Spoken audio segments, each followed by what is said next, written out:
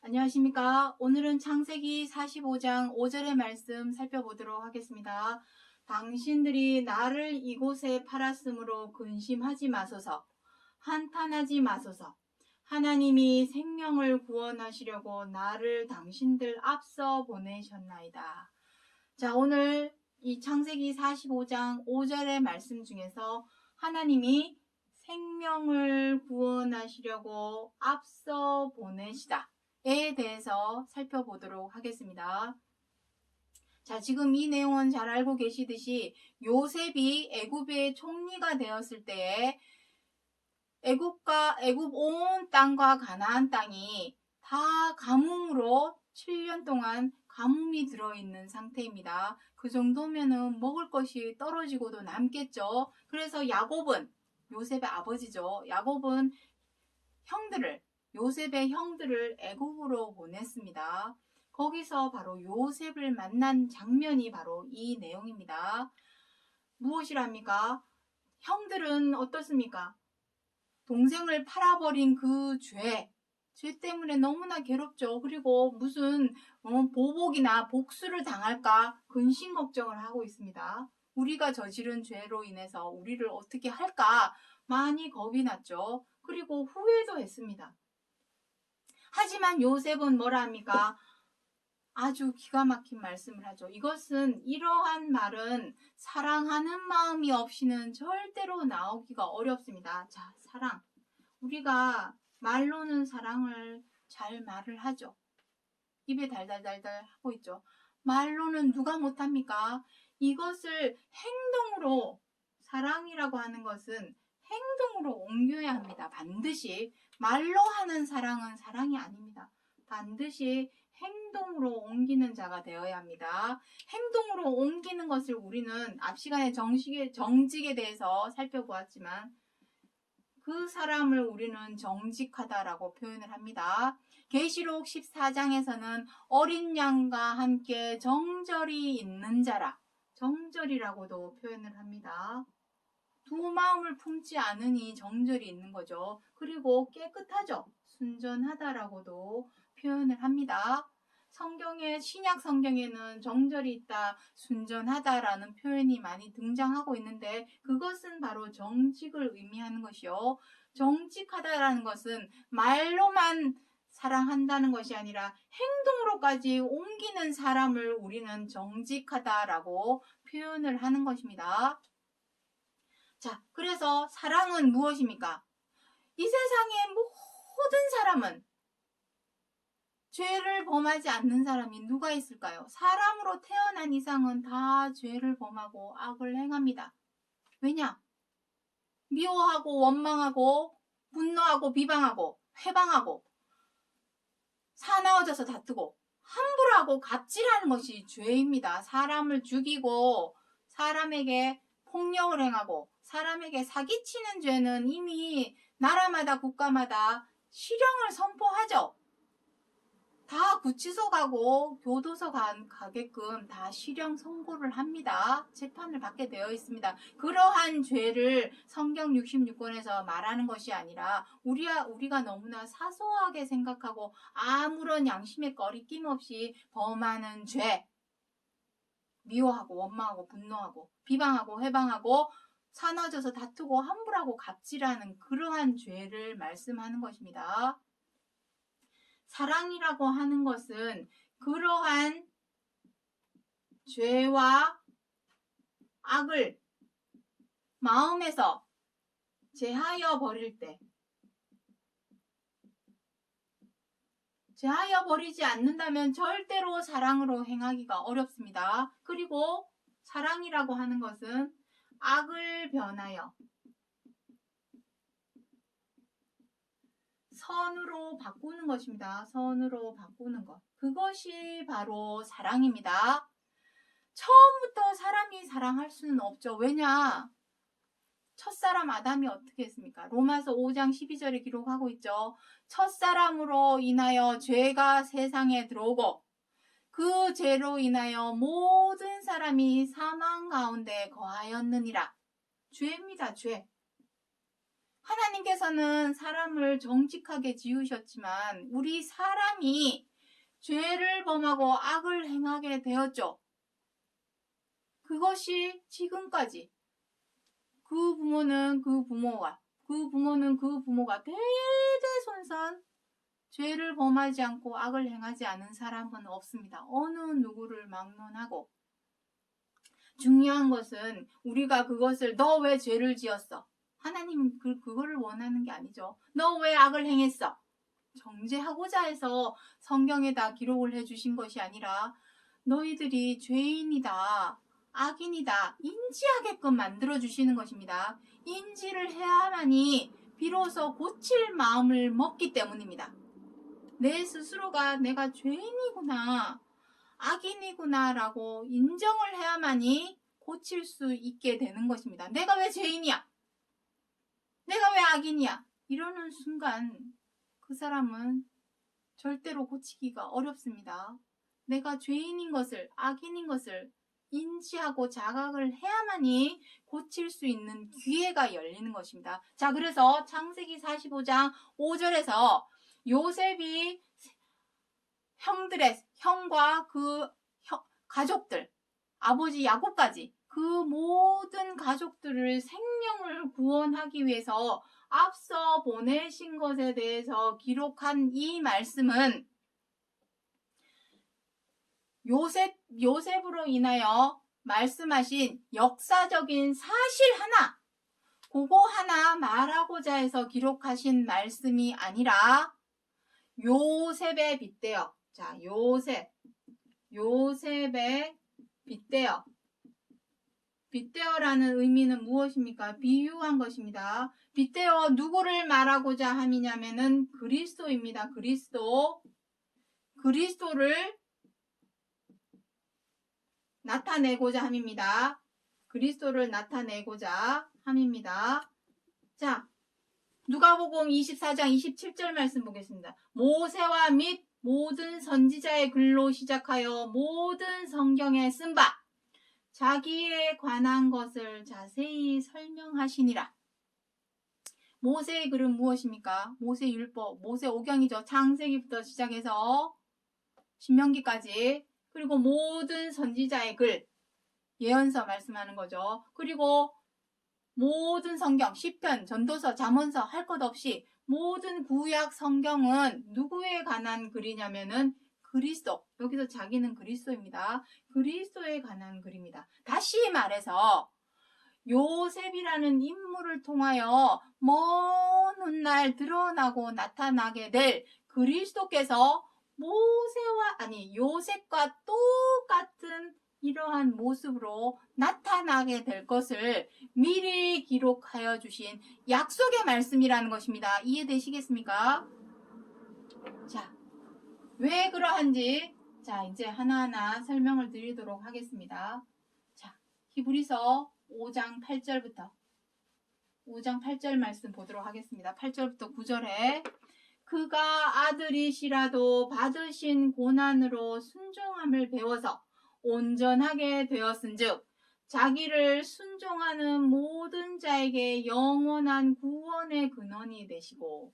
자, 이것은 무슨 말씀입니까? 여기서 아들은 누구십니까? 그리스도죠.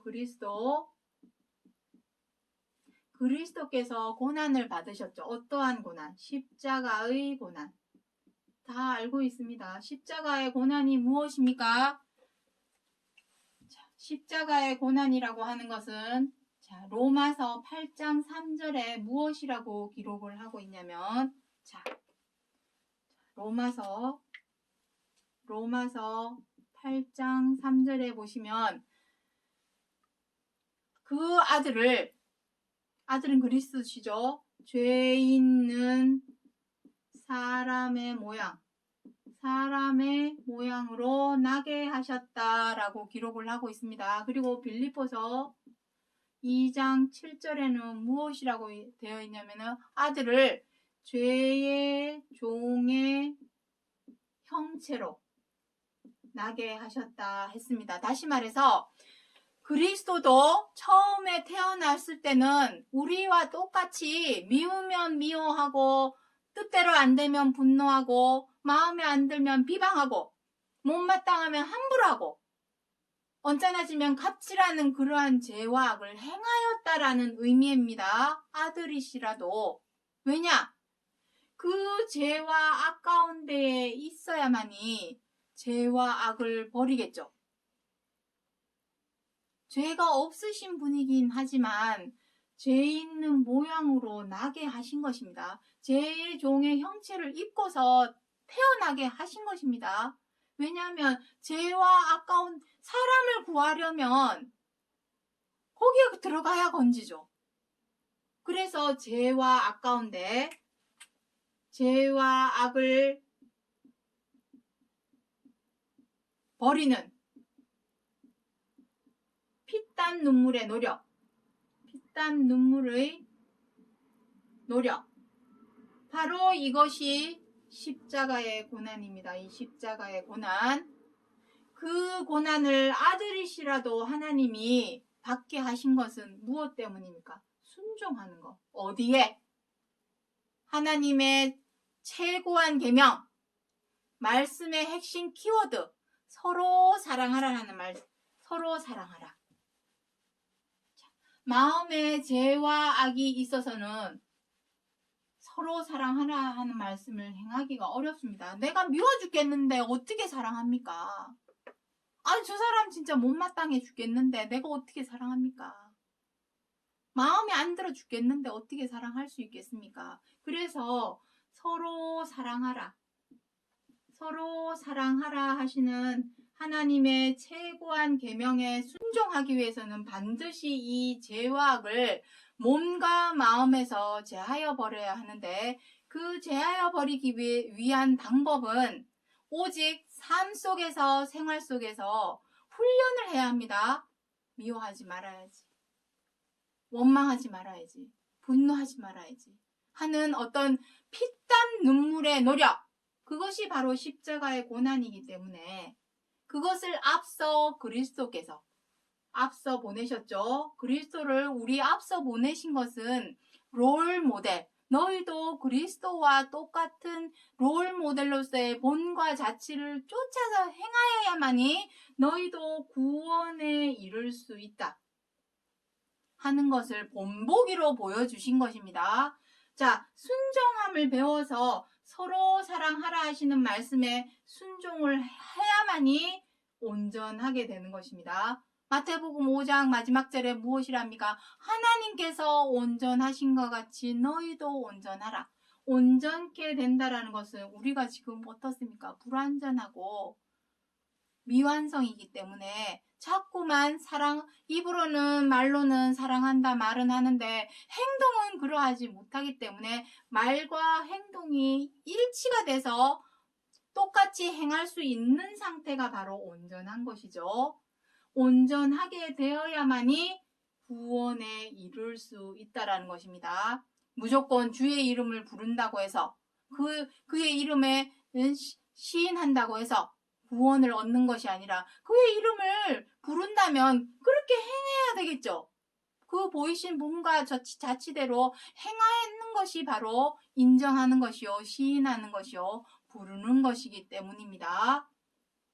자, 그래서 요한일서 4장 9절로 10절에 하나님의 자기의 독생자를 세상에 보내심은 저로 말미암아 우리를 살리려 하심이니라. 구원이죠. 살린다는 것이 바로 구원입니다. 하나님께서 독생자 예수 그리스도를 우리에 앞서서 먼저 세상을 보내신 이유는 그리스도께서 보이신 이 본보기, 베드로전서 2장 21절에 기록하고 있습니다. 우리가 구원을 얻는 길은 주여 믿습니다, 주여 믿습니다 한다고 해서 구원을 얻는 것이 아닙니다. 교회 열심히 교회만 다닌다고 해서 구원을 얻는 것이 아닙니다. 그리스도께서 보이신 본과 자치, 그것이 무엇입니까?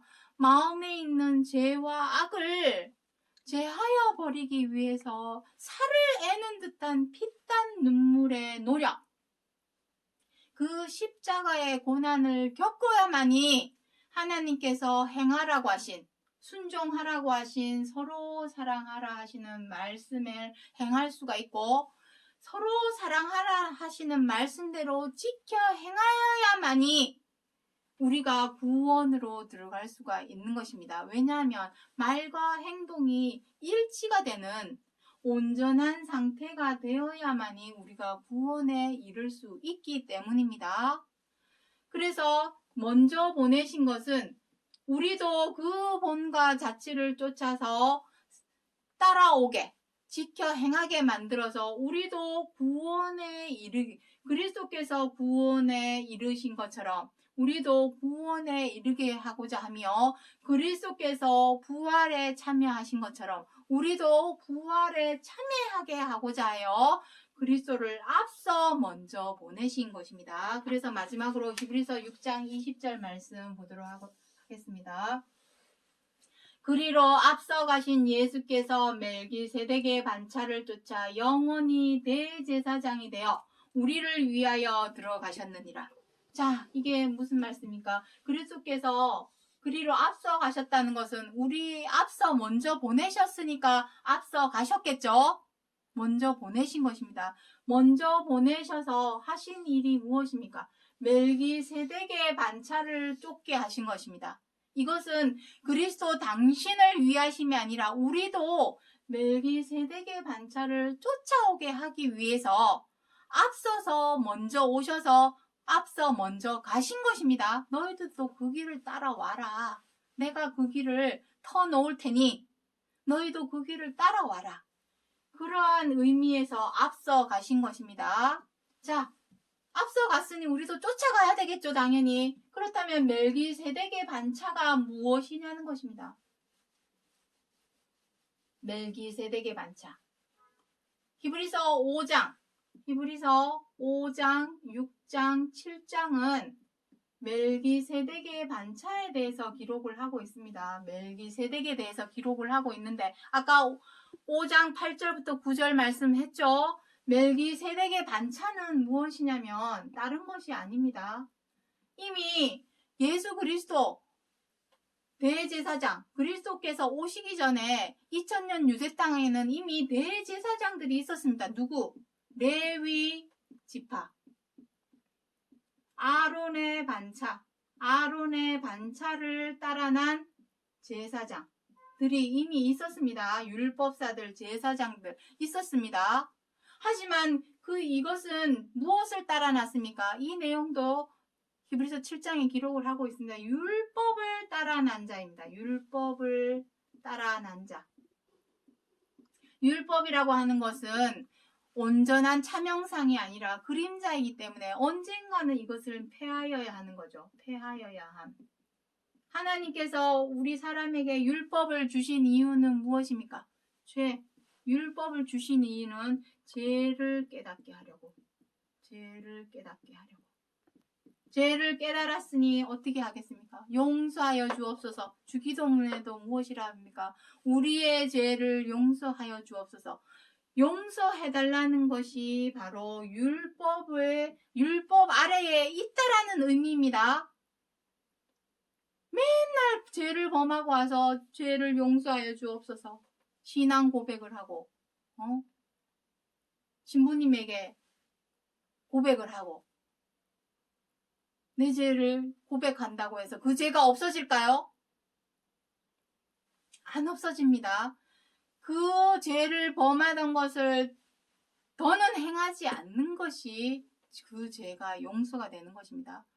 아니, 쉽게 말해서 생각해 보십시오. 어린 자식이 어떤 잘못을 저질렀는데 엄마한테 엄마 잘못했어요. 뒤돌아서서 또 죄를 범합니다.